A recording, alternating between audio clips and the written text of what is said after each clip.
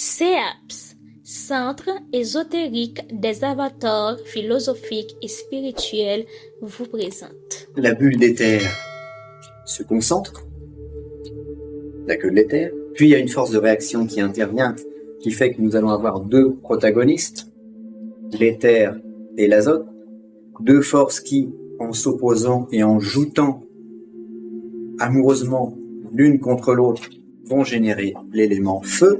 Donc le premier élément de nos fameux 4 éléments qui sont le feu, l'air, l'eau, la terre. Mais ce qu'il faut comprendre, c'est que l'éther de la Vierge éternelle, l'éther de la divine matrice, continue à affluer. C'est-à-dire que ce qui a donné naissance à ce monde, à cette bulle, va continuer à nourrir ce monde et cette bulle. Donc la pression augmentant au niveau des deux forces antagonistes qui sont à l'intérieur et qui sont l'éther et l'azote, cette pression augmentant et cet éther et cet azote, c'est-à-dire ce titan et cette titanide qui s'aiment et qui ont reçu le pouvoir créateur, vont engendrer des enfants. Et par une sorte de division spirituelle, un petit peu comme la division cellulaire, eh bien, chacun va se séparer en deux. Et l'éther va de nouveau donner naissance à de l'éther et de l'azote. Puis, l'azote va se séparer en deux et va donner naissance à de l'azote et de l'oxygène. Ces mots, azote, oxygène, etc., sont à prendre sous un sens alchimique et non pas sous le sens physique ou chimique. Puisque c'était des termes qui étaient utilisés dans l'alchimie, et la chimie moderne a en quelque sorte pris ces termes pour les faire coïncider avec des éléments chimiques classiques. Donc l'oxygène n'est pas l'oxygène vulgaire, c'est un oxygène alchimique spirituel, mais qui va quand même être lié à l'air. Alors si, au tout début, nous avions cette bulle d'éther qui était 100% éther, puis dans un deuxième temps, nous avions éther et azote avec 50% d'éther, 50% d'azote, eh bien la troisième phase nous laisse les pourcentages suivants. Nous n'aurons plus que 25% d'éther, 25% d'azote, 25% d'oxygène, et 25% d'azote. Donc, nous sommes dans un monde où la présence de la vie, qui est l'éther, diminue par rapport aux nouveaux éléments alchimiques qui vont apparaître. Donc, cette troisième étape possède moins la vie que la deuxième, qui possède moins la vie que la première, puisque première étape, c'est 100% de vie. Deuxième étape, c'est 50% de vie, 50% de non-vie, mais animé quand même. Et troisième étape, on n'a plus que 25% de vie. Et progressivement, donc on va avoir une diminution de cette vitalité, et donc une incarnation, c'est-à-dire que les principes qui vont maintenant apparaître sont des principes qui sont de moins en moins vivants, donc qui seront de plus en plus matériels. Donc le fait de ces révoltes, parce que éther et azote, c'est la première révolte, et puis ensuite, nous avons, avec éther, azote, oxygène, azote, la deuxième révolte des anges. Et ça se reproduit tout le temps, parce que c'est toujours la même loi. C'est toujours le principe du roi, du prince et de la princesse. Et très curieusement, ce qu'on peut aussi regarder, c'est que pour cette étape-là, éther, azote, le roi, c'est la bulle d'éther primordiale, 100% éther, qu'il y a avant, et le prince, c'est cet éther-là, et la princesse, c'est cet azote-là. Mais la loi se reproduisant, et comme nous sommes maintenant dans la relativité, eh bien ce que nous allons avoir, par exemple, c'est que cet azote, par rapport à l'oxygène et à l'azote, prend le rôle du roi, cet azote prend le rôle du prince, et cet oxygène prend le rôle de la princesse. C'est-à-dire qu'à chaque fois, nous allons avoir une espèce de trinité avec un géniteur qui engendre deux fils, ou un fils et une fille. Donc toujours le roi qui donne naissance au prince et à la princesse. Donc chaque géniteur donne naissance à un couple. Nonobstant le fait que Éther et Azote sont également un couple qui vont engendrer 4 enfants. Mais eux, ils fonctionnent par division spirituelle. C'est-à-dire que la seule solution pour eux d'engendrer quelque chose, c'est de se séparer en deux et d'avoir une partie d'eux qui se rebelle contre l'autre partie. Et c'est exactement, bien après dans la matière, le principe de la division cellulaire qui fait que vous avez un ovule fécondé par un spermatozoïde qui forme une première cellule, qui va se diviser en deux, qui va en former deux. Chacune de ces 2 cellules vont se diviser en 2, nous en aurons 4. Chacune de ces 4 cellules vont se diviser en 2 et nous en aurons 8. Chacune de ces 8 cellules vont se diviser en 2 et nous en aurons 16, 32, 64, 128, 256, etc., etc. Et ça se multiplie, ça se multiplie, ça se multiplie par division.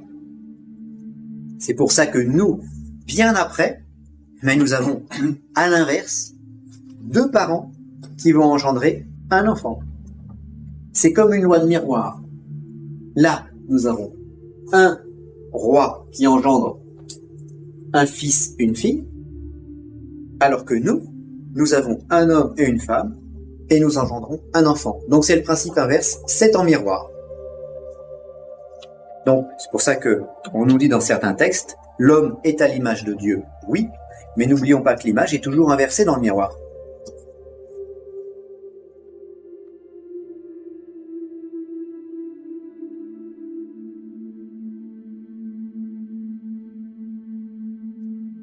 Et nous aurons, à partir de là, naissance d'un 3e élément. Premier élément, c'est l'éther. 2e élément, c'est le feu, qui est constitué d'éther et d'azote. Et 3e élément, c'est l'air, nouvel élément alchimique, qui va être constitué d'oxygène alchimique et d'azote alchimique. Et ces deux-là sont un couple de ce qu'on pourrait appeler des éons, et ces 2 éons, ensemble, sont une 3e personne, qui est l'air, ou qui est plutôt la cause de l'air que nous respirons, parce que pour l'instant, nous sommes dans le monde causal. Nous sommes en fait en train d'étudier les forces qui vont donner la matière.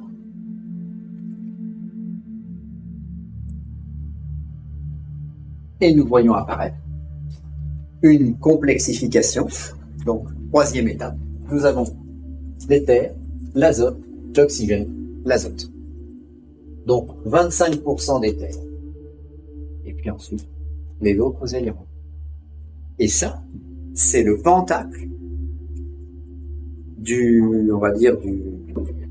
3e jour de la création. C'est quoi le jaune? Ça symbolise quoi? Le jaune, c'est l'oxygène. Donc le jaune, c'est l'élément oxygène qui, marié avec l'azote, donne l'air. Donne en fait l'esprit de l'air. Parce que là, on est en train d'étudier les esprits des éléments. Et non pas les éléments dans leur nature chimique, concrète, palpable, matérielle. Voilà. Si je veux manipuler de l'air physique, je peux bien sûr comprimer, compresser, étendre, etc. Mais si je suis capable de parler à l'esprit de l'air, je parle à la cause de ce qui va donner l'air. Donc, je vais dans le bon sens. Si j'arrive à imprimer un mouvement spirituel, un mouvement mystique, un mouvement invisible à l'esprit du feu, éther et azote, ben je vais bouger le feu. Il y a des gens qui sont capables de créer le feu à partir de rien. Et ben ceux-là sont capables de parler à l'esprit du feu. Donc là, on est... alors les mots sont un petit peu difficiles, mais nous sommes en train de parler de ce que les gnostiques appelaient les éons.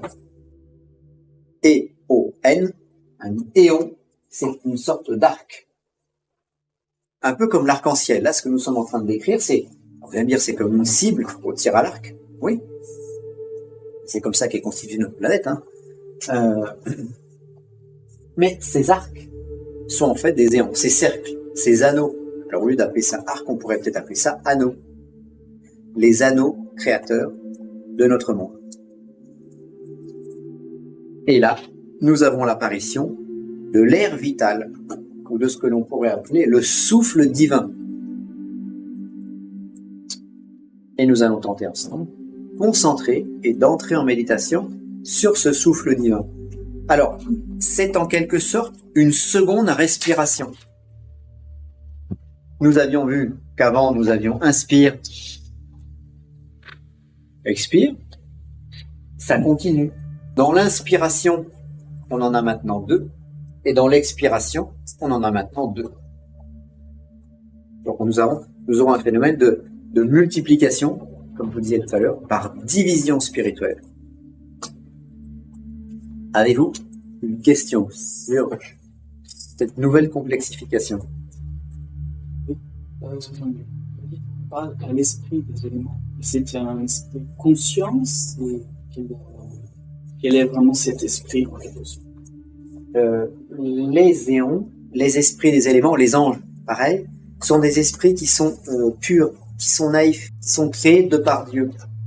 Nous sommes des esprits qui seront plus conscients, mais eux ont une intelligence globale. Nous, on est perdus au fin fond de la dualité, donc on a plein de problèmes que eux ne connaissent pas. Eux sont plus purs. Mais du fait qu'ils sont plus purs, qu'ils ne s'affrontent pas comme nous à la dualité, ils seront moins denses que nous. Et nous serons en eux des concrétions, des agglomérats, des grumeaux dans la pâte du gâteau. Donc à chaque fois, c'est le même principe qui va se réaliser. Donc, nous serons, plus denses que, pour les initiés, pour ceux qui ont vaincu la dualité, nous serons plus denses qu'eux, mais beaucoup moins gros. Et si on veut grossir, comme dans certaines cosmogonies, là, où d'un coup, on vous dit que l'esprit grandit jusqu'à devenir un soleil, jusqu'à devenir lui-même une planète, ça c'est une aberration, parce que ce serait nier la Vierge éternelle, ce serait nier tout ce principe. Mais si nous grandissons, mais ça veut dire que nous nous diluons et nous disparaissons. Donc le but de l'homme, là-dedans, c'est de rester conscient, c'est de rester un grumeau. Et après devenir un grumeau c'est un peu mou quand même. On veut devenir un grumeau encore plus solide, bien sec, bien dur, de façon à pas se dissoudre en eux.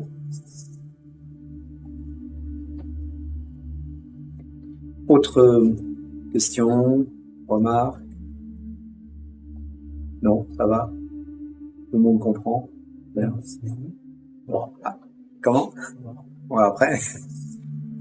Alors, ce que nous allons faire, nous allons essayer de nous replonger en concentration et de partir, cette fois, dans cette troisième étape, ce troisième jour de la création. Donc, nous allons essayer d'atterrir dans l'air divin, dans le souffle de Dieu. On vient me dire, mais je croyais que le souffle de Dieu, c'était plus haut.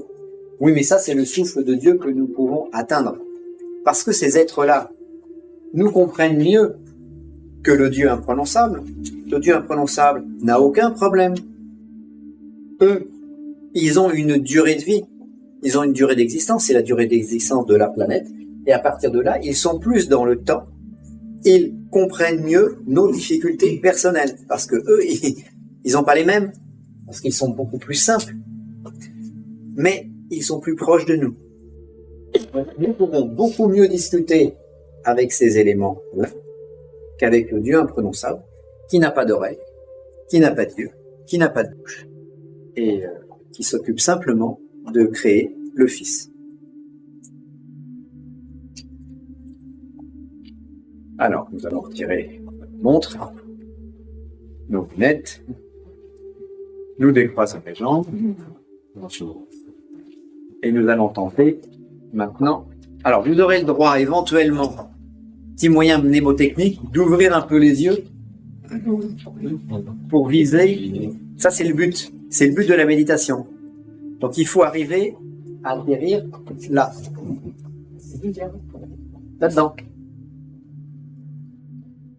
On essaye de visiter cette phase-là de la création. Avec, quelque part, un géant qui est le feu et un autre géant qui est de l'air. Et l'air. L'air. Feu. En fait, ce que vous allez essayer de visualiser, c'est comme une boule de feu, comme un soleil.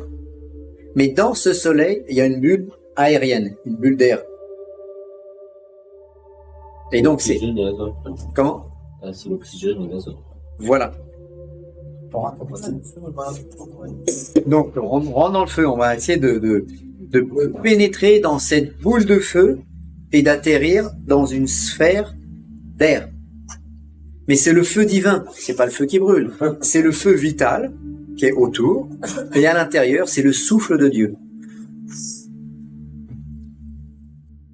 Après, chacun avec sa représentation de ce que nous avons compris. Alors, nous commençons par fermer nos yeux, posons nos lunettes, nous décroisons les jambes, nous posons les mains sur la table ou sur nos genoux, et nous allons, comme à notre habitude maintenant, inspirer, expirer. J'inspire, j'expire. Et je suis dans la respiration divine, dans la respiration causale du monde auquel nous appartenons.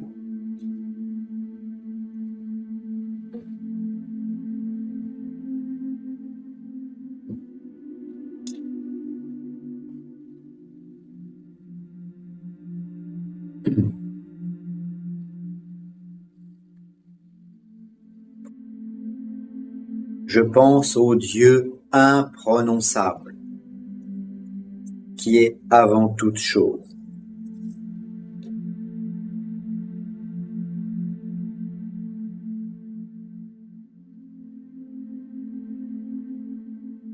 Je pense au Fils principe, sphère illimitée, contenant un cône infini.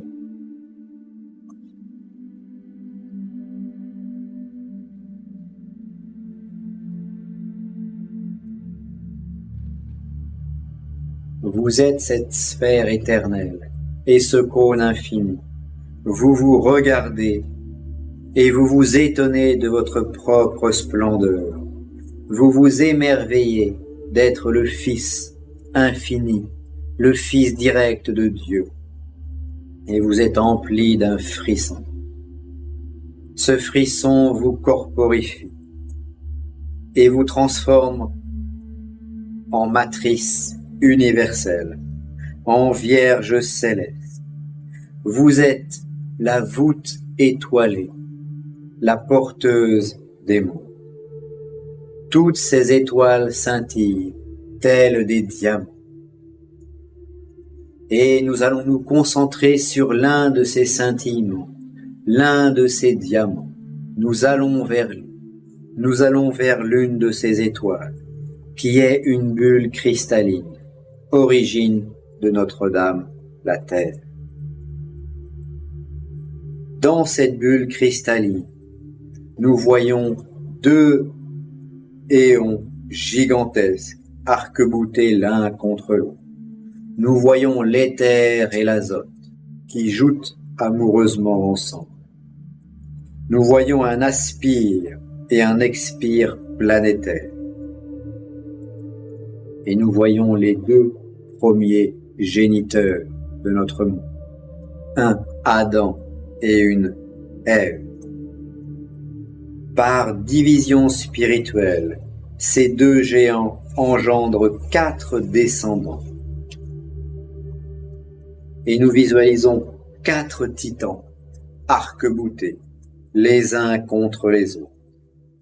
4 sphères emboîtées les unes à l'intérieur des autres. L'ardeur vitale embrase ces 4 titans. Et nous voyons une sphère de feu au centre de laquelle est né un souffle planétaire, une sphère emplie du souffle de Dieu. Et nous respirons ce souffle de Dieu. Nous respirons cette vitalité. Nous respirons au monde causal de Notre-Dame, la Terre.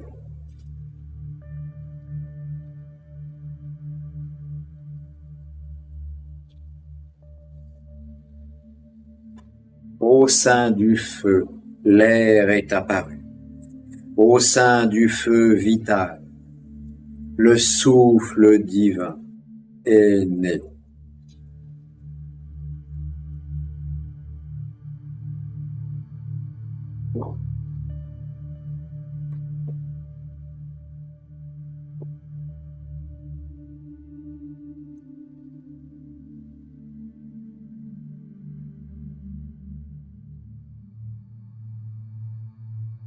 Vous êtes bien. Et vous nourrissez votre air à cet air divin, à cet air causal. Vous emplissez vos poumons de ce prana extraordinairement vital.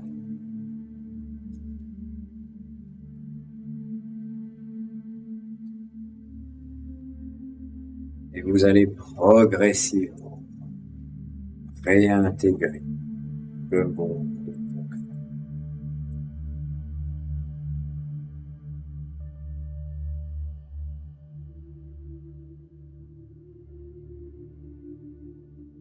Et vous êtes bien, merveilleusement.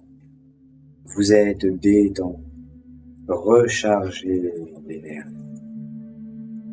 Vous réintégrez votre corps physique. Vous redescendez tout en bas du monde. Vous ouvrez et vous fermez vos yeux. Vous pouvez bouger vos doigts, bouger vos orteils. Vous êtes de nouveau intégré à votre corps physique. Vous êtes là, parmi nous, physiquement présent et empli d'une nouvelle énergie.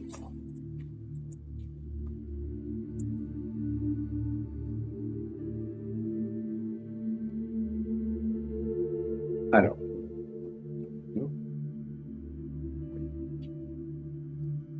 presque. Nous allons attendre encore le retardateur et le retardatrice. Et voilà, tout le monde est revenu. Alors, avez-vous eu des sensations particulières? Non, rien de spécial. Boule d'énergie. Enfin, de l'air. Boule d'air dans la poitrine, c'est bien. Grégory, non. Qui d'autre a ressenti des petites choses, Nathalie?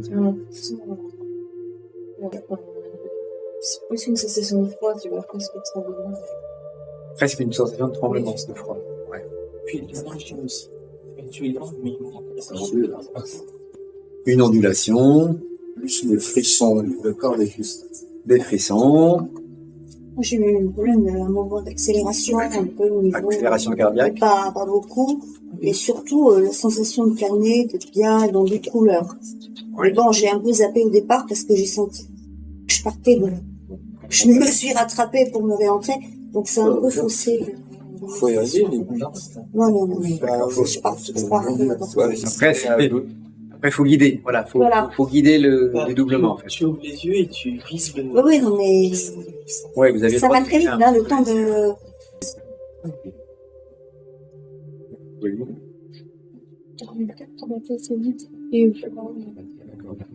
Alors, certains ont eu plus froid ou frais qu'aux exercices précédents. Alors, ce qu'il faut savoir aussi, c'est que nous allons progressivement nous éloigner du feu et aller dans la matière. La matière est froide et le feu est chaud. Donc la lumière ou le feu va s'atrophier progressivement jusqu'à la matière concrète.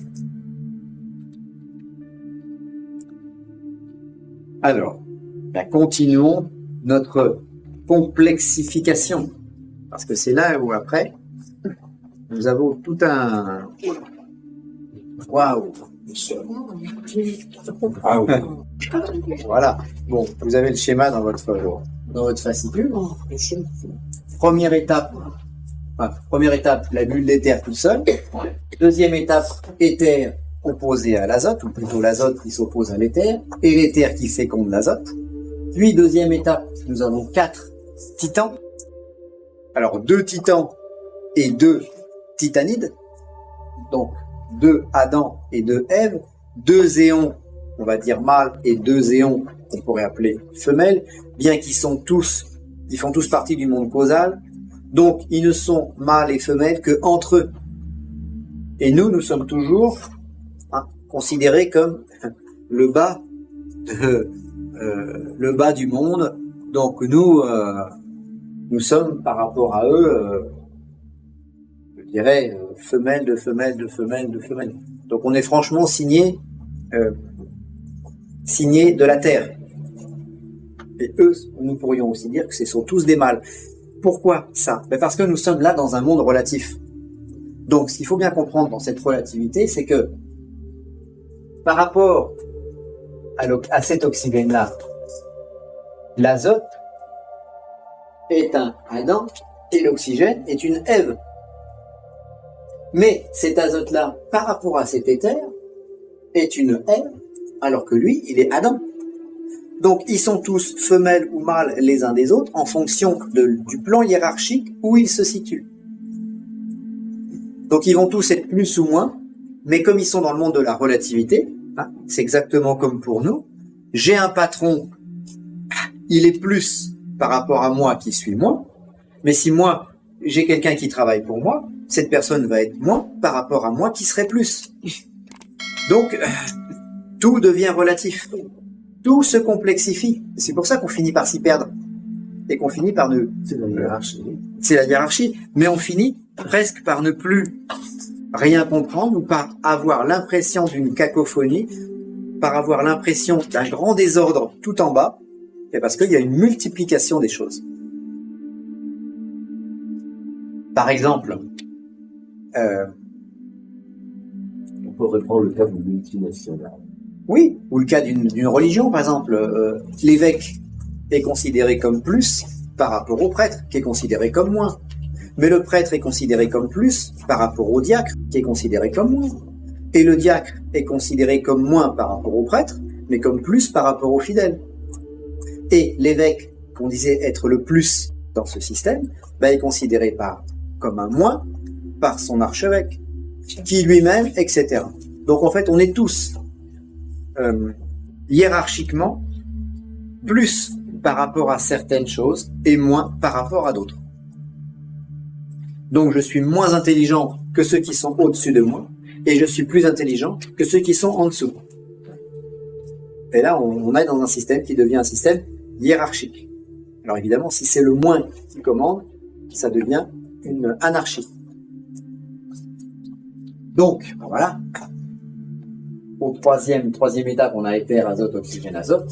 Et à la 4e étape, par division spirituelle, nous avons ces 4 titans, éther, azote, oxygène, azote, qui se séparent de nouveau en 2 et qui vont générer, comme vous pouvez le remarquer maintenant, chacun va générer ou son équivalent ou un moindre que lui, dans le sens où l'éther va générer de l'éther et de l'azote. Donc, l'éther génère de l'éther, comme lui, et de l'azote, moins que lui. L'azote va générer de l'azote et de l'oxygène. Donc, l'azote génère de l'azote, c'est comme lui, et de l'oxygène, c'est moins que lui. Et puis pareil, l'oxygène va générer de l'oxygène qui est comme lui, et de l'hydrogène qui est moins que lui. Donc chacun dans cette division spirituelle peut générer ou son égal ou un inférieur, qui vont, par loi de miroir, s'organiser d'une certaine façon. Alors vous allez me dire, bah oui, mais regardez, c'est bizarre. Parce que quand on parle des 4 éléments, on dit feu, air, eau, terre. Et là, nous nous apercevons que nous avons éther, tout en haut, le feu en haut, que j'ai appelé vie, donc feu, air, eau, air. Si nous avions dans l'ordre des éléments, feu, air, eau, terre, si ces éléments étaient organisés comme ça dans notre univers, il y aurait la vie tout en haut. Et plus on descendrait, on aurait de plus en plus la mort. Mais la mort n'existe pas en tant que telle. Il faut que les éléments soient en loi de miroir les uns avec les autres, de façon à ce que la vie puisse descendre tout en bas.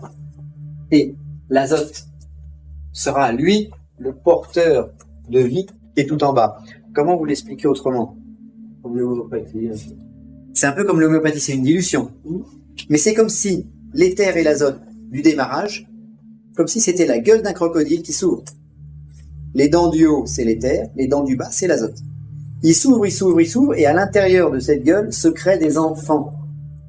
Et plus il s'ouvre, à chaque étape, il y a de plus en plus d'enfants, mais on aura toujours l'éther en haut, l'azote en bas. De façon à ce que ces mâchoires tiennent la vie.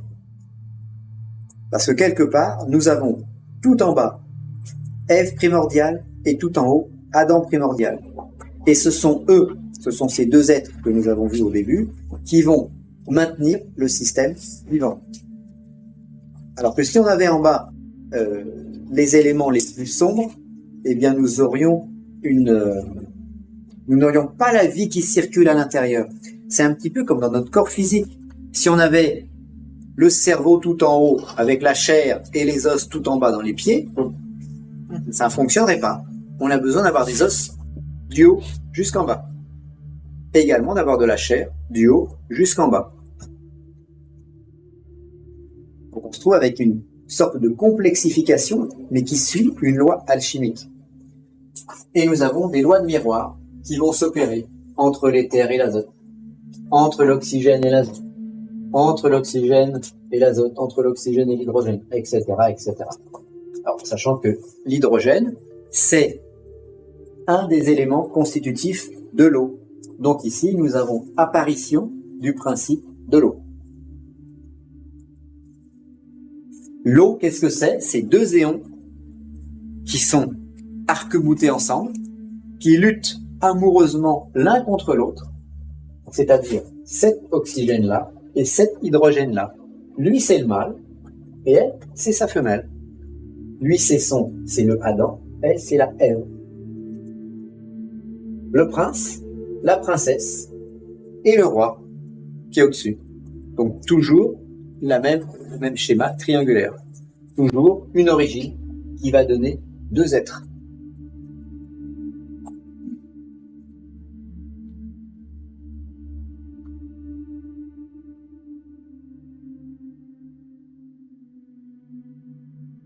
Et nous avons au niveau des pourcentages, eh bien, dans cette quatrième phase, seulement 12,5% d'éther et tous les autres éléments. Donc c'est comme si la vie était de moins en moins présente. Mais ce qu'il faut bien entendre, c'est que ces différents temps, ces différentes étapes se juxtaposent les unes sur les autres. C'est-à-dire que la première étape, c'est le 100% éther. Cette première étape, 100% éther, continue d'être. Et se juxtapose sur cette première étape, la deuxième étape, où on a éther, azote, qui continue d'être, en même temps que se juxtapose la troisième étape. Éther, azote, oxygène, azote. Et sur laquelle se juxtapose l'autre encore. Et puis l'autre. C'est-à-dire que il n'y a pas annulation d'une étape par une autre, il n'y a pas remplacement d'une étape par une autre, il y a en quelque sorte consubstantialité des différentes étapes. C'est comme si l'arbre de la Kabbale il y avait toutes les séphirotes juxtaposées les unes par rapport aux autres. Alors on dessine l'arbre de la Kabbale du haut vers le bas pour avoir une représentation simplifiée, intellectuelle et mentale, mais en fait, ces sphères, elles coexistent toutes au même endroit. Et là, c'est la même chose. Les différentes étapes coexistent toutes. Mais à un degré différent. Voilà. Mais nous n'allons voir, après, dans le monde concret, que la dernière étape. Nous vivons dans le pied du monde. Mais ça n'empêche pas les précédents de continuer à jouter les uns avec les autres, à se féconder les uns les autres, à porter leurs enfants, etc., etc. C'est vraiment, comme je vous le disais, des poupées russes qui sont emboîtées les unes dans les autres. Il y a un certain nombre de poupées russes. Et elles ne peuvent que coexister, parce que si jamais on retirait une étape, tout le reste s'effondre. Puisque, mettons cette étape-là, l'étape numéro 4, est l'effet de l'étape numéro 3, qui en est la cause. Mais l'étape numéro 3, qui est cette cause, est elle-même l'effet de l'étape numéro 2. Et la cause de l'étape numéro 2, c'est l'étape numéro 1. La bulle toute seule. Donc, si on supprime l'étape numéro 1, tout le château de cartes s'effondre. C'est ce qui crée les éléments, les faits, les événements. Exactement. C'est ce qui va tout créer, en fait. Là, nous sommes dans les briques constitutives du monde causal. C'est pour ça que ce type d'enseignement était gardé secret, parce que si on comprend le monde causal, on peut relativement aisément agir sur l'effet qu'il va y avoir. C'est pour ça que quand le Christ est venu, 2000 ans après, il y a 2 milliards de chrétiens sur Terre. Pourquoi? Parce que lui, il a joué sur les causes. Donc il a obtenu l'effet qu'il voulait obtenir. Alors que son histoire, c'était quand même une toute petite histoire. C'était un agitateur qui a été crucifié il y a 2000 ans. Et allé à son époque, il y a plein de gens qui faisaient des miracles. Des faux prophètes en Palestine pullulaient. Tous ceux qui disaient « Je suis le représentant de Dieu, je suis ici, je suis... » Il y en avait plein. Mais seul, lui, a pu faire survivre sa pensée philosophique parce que lui a bâti sa pensée philosophique sur la loi. Donc, nous sommes dans le monde des causes et dans le monde de la longévité.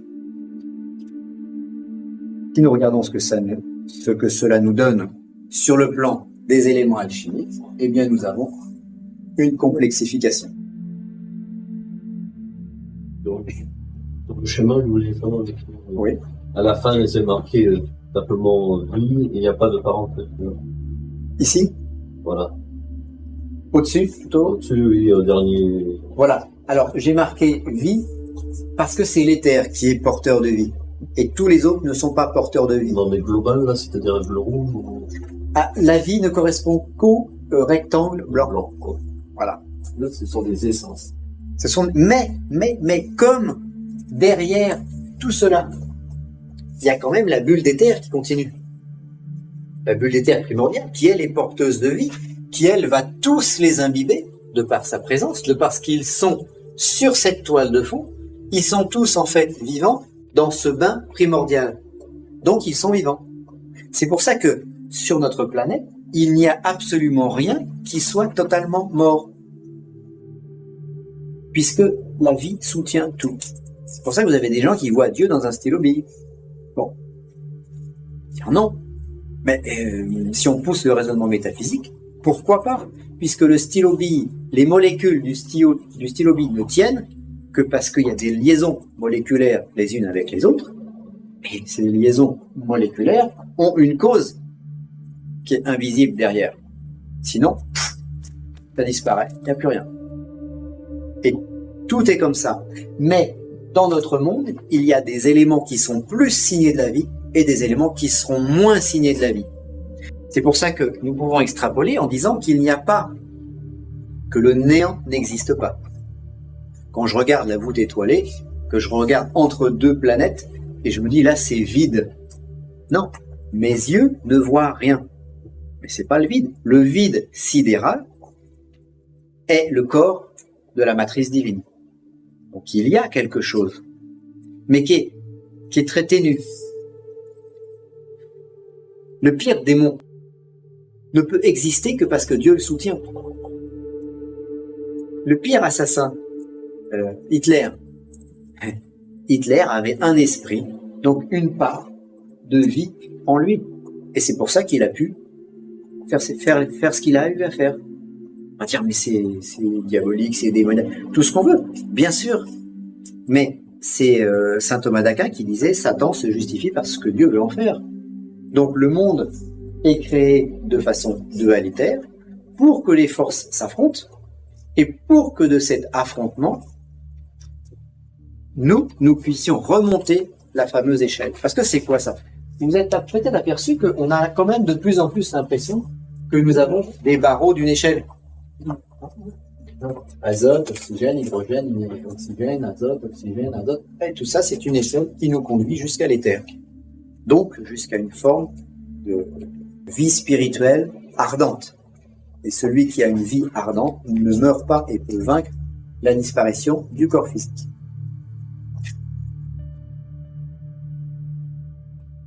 Là, l'esprit de l'eau primordiale qui planait au-dessus des eaux.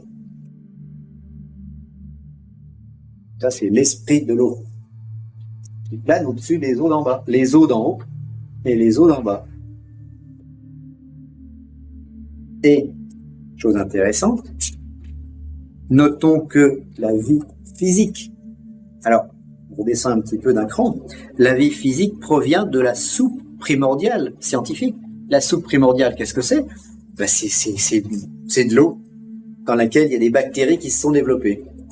Et de ces bactéries, parce qu'avant, la vie, il y a on va dire des millions d'années, mais peut-être des milliards d'années, il y a 1 milliard d'années que les scientifiques datent l'apparition de la vie sur Terre. À un moment, il y avait de l'eau. La croûte terrestre, il y avait de l'eau. Et dans cette eau, il y a des bactéries. Mais c'était tous des unicellulaires. C'est-à-dire qu'ils avaient tous une grosse tête, avec une bouche, et puis une flagelle, un fouet qui leur servait à se véhiculer. Et puis un jour, on avait deux. L'un, il s'appelait Laurent, l'autre s'appelait Bernard. Ils se promenaient comme ça. L'un, il avait une grande bouche. Il avait plus développé la bouche.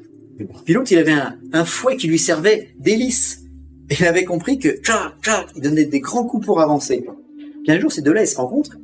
Puis ils se disent, mais si on s'associait, moi, je sers de véhicule, parce que je suis plus fort que toi, j'avance plus vite. Et puis toi, tu as une bouche plus grande, et ben tu manges, et puis tu m'en donnes une partie. Et nous avons le premier être pluricellulaire qui est apparu. Et il y en a un qui s'est spécialisé pour manger, et l'autre qui s'est spécialisé dans le déplacement. Et après, ils en ont vu un troisième, comme ça, qui était spécialisé dans autre chose. Lui qui arrivait à rester immobile. Et ils se sont dit, bah tiens, si on s'associe tous les trois, il y en a un pour l'immobilité, un pour la rapidité, un pour dévorer tout ce qui se passe, tout ce qui passe à proximité. Et c'est pour ça que bien longtemps après, eh bien nous sommes constitués de milliards de cellules qui fonctionnent les unes les autres, et nous avons un cœur, nous avons un foie, nous avons un cerveau, nous avons des mains, etc. En fait, c'est une association d'éléments complètement éparses qui progressivement ont généré des êtres complexes. Donc la vie provient de la soupe primordiale. Les scientifiques nous disent également, la bactérie est-elle aujourd'hui une essence ou un solide? Aux yeux de la métaphysique, la bactérie est un solide. C'est pas une énergie invisible. C'est pas une cause. Qu'est-ce qui est le chaînon manquant entre l'essence et le solide? Alors, c'est le miracle de l'apparition de la vie. Comment les planètes apparaissent sur un plan concret. Là, ce que nous expliquons, c'est l'apparition métaphysique d'une planète. Bon. Mais comme c'est la métaphysique qui prédomine, après, la matière va obéir. Quand, par exemple, vous faites un rituel avec des bougies pour trouver un travail, pour soigner. Vous allez voir un magnétiseur, vous avez mal au foie, mal à la tête, vous allez voir un magnétiseur, le magnétiseur met les mains. Bon, il envoie quoi? Il envoie du vide, il n'envoie rien. Mais pourtant, vous guérissez. Ça veut dire que cette énergie invisible est la cause, et la guérison de l'organe, c'est l'effet physique. Là, c'est pareil. Le magnétiseur n'a pas trituré le foie ou la tête pour le guérir. Il y a mis de l'énergie. Là, c'est la même chose. Il y a une cause, et après, la matière va obéir à cette cause, ou va se générer par rapport à cette cause. Alors, donc, la vie provient de la soupe primordiale, donc la vie provient de l'eau. On nous dit également que de la mer sont apparues les différentes formes animales. Quand les bactéries se sont additionnées les unes sur les autres, on a eu l'apparition de poissons. Première forme de vie, c'est des poissons, c'est pas des oiseaux. Et puis il y a des poissons qui ont essayé de se hisser sur le sable, sur la plage. Et puis ces poissons qui se sont hissés sur la plage, ils ont fini par développer des petites pattes, des grandes bouches comme ça, hop. Des crocodiles par exemple. Et puis un jour, ces crocodiles ont eu les pattes qui se sont allongées, et puis c'était des petits dinosaures. Et puis un jour, il y a d'autres dinosaures, il y a les bras, ils se sont transformés, et c'est devenu des ailes. Et ça fait les oiseaux. Mais tout ça provient de la mer, provient encore une fois de l'eau. L'enfant qui naît, quand il est dans le ventre de sa mère en tant que fœtus, il baigne dans un liquide, il est dans l'eau. Donc l'eau est très importante. Notre corps lui-même est composé de 70 à 80% d'eau. Donc l'eau, c'est un élément extrêmement important et vital pour nous. Si on ne boit pas, on meurt. C'est pareil, les eaux. On nous parle des eaux guérisseuses ou des eaux purifiantes. Pourquoi les eaux sont-elles guérisseuses? Nous avons besoin de boire pour être, mais la purification avec l'eau, c'est un petit peu le retour à l'état originel pur. Donc l'eau est purifiante parce qu'elle représente notre état originel, dont nous sommes venus, que ce soit les eaux du ventre de notre mère, que ce soit le ventre de la mer dont sont sortis les poissons, ou que ce soit la soupe primordiale. Donc, ce qui est à l'origine est pur par rapport à ce qui est aujourd'hui. Pareil, les eaux guérisseuses, c'est la même chose, c'est le retour à l'état sain de naissance. Donc une fontaine guérisseuse, si vous y allez et que vous lui faites voir des pentacles, elle sera peut-être plus guérisseuse parce que vous allez capter l'esprit de la guérison, l'esprit des eaux. La mémoire de l'eau, l'homéopathie, etc., etc. Après, donc l'eau est d'une importance capitale. Alors, ce que nous pouvons faire, c'est nous concentrer. Là, on va rester peut-être un petit peu les yeux ouverts, de façon à changer l'exercice. Nous allons bien nous détendre et vous allez regarder, en fait, ce pentacle. Alors, c'est pas vraiment un pentacle. Qu'est-ce que c'est que les pentacles?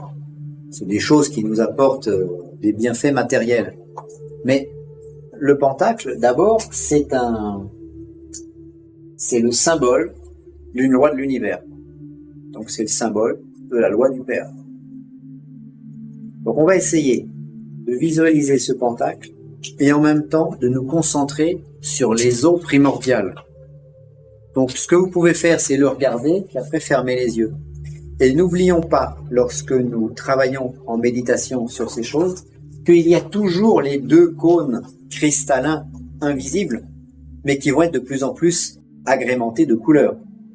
Mais les deux cônes sont là. On est toujours dans une sphère cristalline, avec deux cônes invisibles. Deux cônes, on va dire, en diamant. Comme un petit peu la fameuse Merkaba, mais de forme plus arrondie.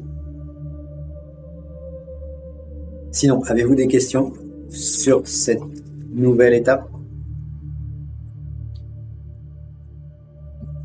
Non. Oui. Sans lunettes, je ne vois pas. Ouais, moi aussi. Ça fait rien. Vous imaginez? Vous essayez. Ah, sans lunettes, d'accord. Si, ok, j'ai compris la question. Si, vous pouvez garder les lunettes, oui. Oui, bien sûr. Alors, je Mais- vois, mais je vois pas le truc. Voilà. En fait, Les couleurs. le piège, ce serait de regarder avec attention le dessin. Il faut le voir, mais c'est pas intellectuel. Il faut faire comme les méditations hindoues, qui regardent un objet, qui ont le regard vide, ils ont l'œil posé sur l'objet de la méditation, mais en fait, ils sont vides. Et ils deviennent l'objet de la méditation. Là, si nous voulons entrer en résonance avec les eaux primordiales, avec la 4e étape de la création, nous devons être vides de nous-mêmes, donc pas penser à tout un tas de choses, et être en résonance avec. Donc, mettez les lunettes ou pas les lunettes, faites comme vous voulez, c'est pas les lunettes qui vont gêner la méditation, mais il faut arriver à s'en imprégner et voir après à fermer les yeux et à être à l'intérieur. Moi, je vais me reculer un petit peu pour continuer à parler, mais pour vous laisser vous concentrer sur le dessin. Vous regardez le dessin, vous vous détendez, vous décroisez les pieds, vous décroisez les mains, tirez votre montre, et vous allez être de plus en plus détendu. Et nous allons commencer à respirer ensemble.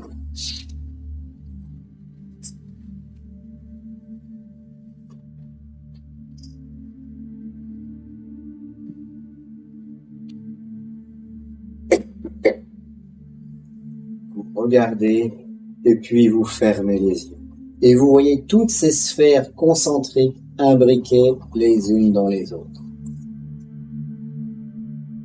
Vous inspirez et vous expirez. Vous vous videz de vous-même. Vous tentez de retrouver votre état originel.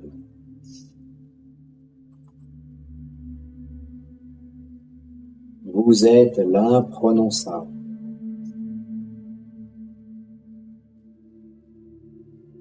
Vous êtes le Fils principe. Vous êtes la voûte céleste. La voûte céleste qui porte en elle une multitude de diamants brillants de 1000 feux.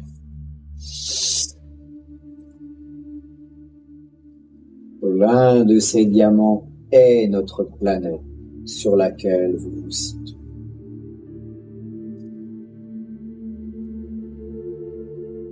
Cette planète possède 2 êtres, éther et azote, arc-boutés l'un contre l'autre. Ces 2 êtres génèrent le feu vital, qui bientôt va engendrer 4 titans, qui représentent le feu et le souffle divin. Ces 4 titans, joutant amoureusement les uns les autres, engendrent 8 anneaux spirituels. C'est alors qu'apparaît l'esprit des eaux. L'esprit des eaux qui plane majestueusement au-dessus du monde. La mère originelle est engendrée. Le bain divin apparaît.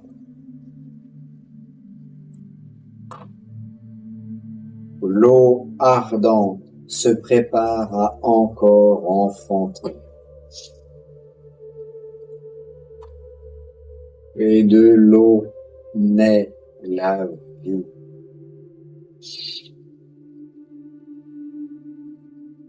De De cette eau primordiale naît la vie ardente. Cette eau est une eau ardente, une eau porteuse de la vie, une eau au sein de laquelle des concrétions vont apparaître, concrétions porteuses d'une vie individuelle, d'une vie personnalisée. Et vous vous nourrissez de cette eau ardente, de cette eau de vie qui coule dans vos veines, qui coule dans tout votre corps.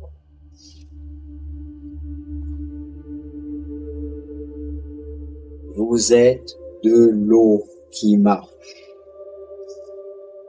Votre corps physique est fait de 80% d'eau.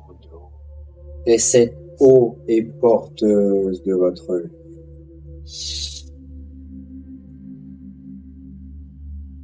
Cette eau respire. Cette eau est alimentée par le feu vital qui se déverse en vous.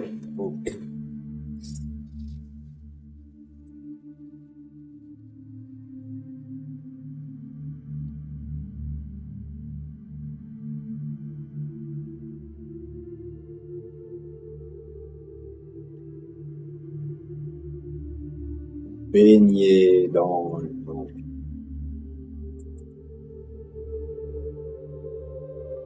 Baignez dans cet élément aquatique qui soutient votre vie.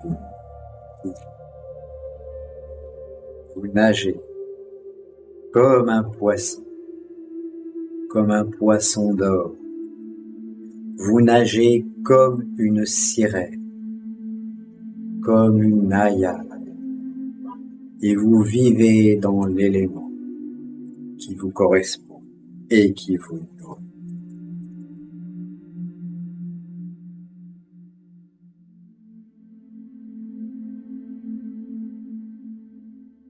Rencontrez dans cette eau d'autres créatures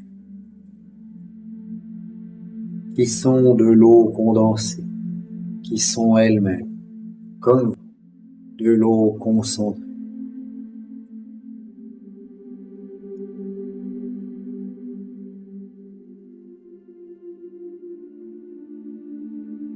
Voyez les ondines, qui sont les élémentaux de l'eau. Et vous vous nourrissez à cette vitalité physique, à cette vitalité corporelle.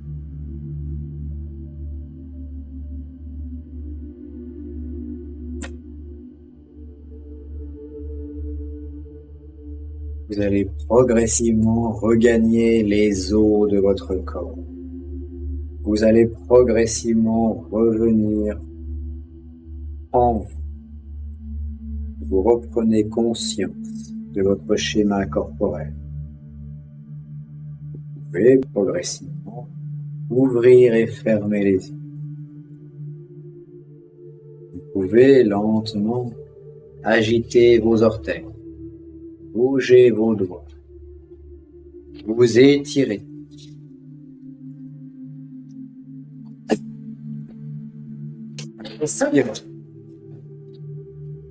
Vous replacez sur votre schéma et vous réintégrez votre schéma corporel.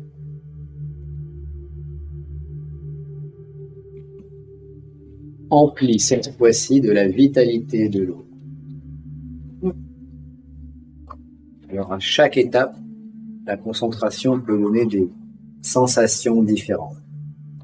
Nous allons faire un tour de table pour voir qui a ressenti.